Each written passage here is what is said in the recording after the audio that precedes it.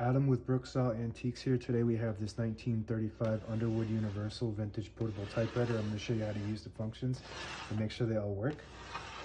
I really love this model. It's got that glossy black finish, very compact and sleek. It's got the two spools that are visible, that are covered with these caps with the Underwood logos etched in. And fun fact, this model was used during the Netflix series House of Cards. During Frank's apology, he pulls this out of the closet and types an apology letter. Very iconic scene, very beautiful typewriter. And this one might even be in better shape. It's got those super bright logos. So I'm gonna go ahead and feed a page, and we're gonna set the margins. We're gonna feed this through. This paper bill needs to be moved forward out of the way to feed that through, and then you can push it back down. We're gonna make sure that these paper fingers are on the edges, so we have as much clearance as possible to type. And these margins just need to be in between those paper fingers so you don't get stuck and type over them. Look good. So this model has the two rear feet here, and I actually redesigned and reprinted these with my 3D printer. And the front ones are on the case. So that's just kind of the style that they had back then, where they had the bottom case would be kind of incorporated with the typewriter's function. Like the Remingtons are actually screwed in, but this you can actually remove it and still type without the bottom case. And it still sits nice and sturdy. You just, when you move it, you just want to lift up the front when you move it so you don't drag this bottom portion, but it does still sit nice and sturdy.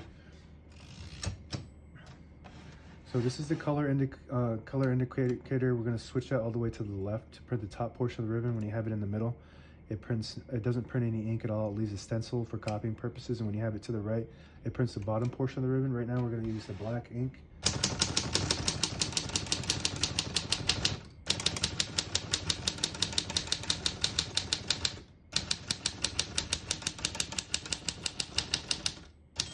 Once you hear the bell, you're at the end of the margin. You hit this line space, get you back to the beginning. It skips 1 or 2 spaces.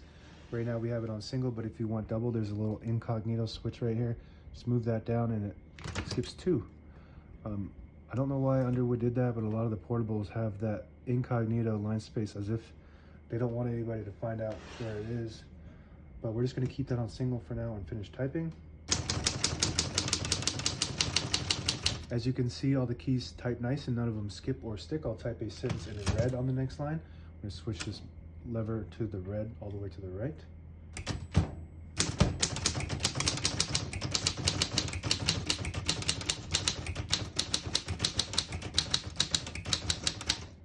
Beautiful. I just really love this model. The sound of it, it's just nothing else sounds like this. It's got the really high pitched, low bass sound. I'll go ahead and reintroduce that sound real quick on this line here. Just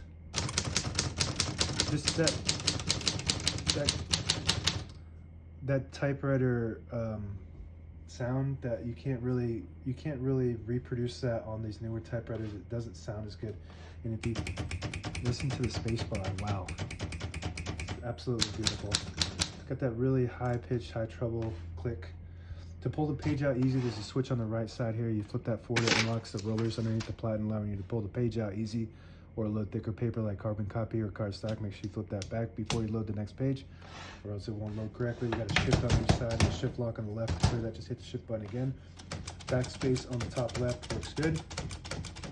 This little another incognito button here, when you get to the end of the margin, it will completely block you from typing. If you hit that, it'll allow you to get all the way to the end or until you get stuck on the paper finger. That works good.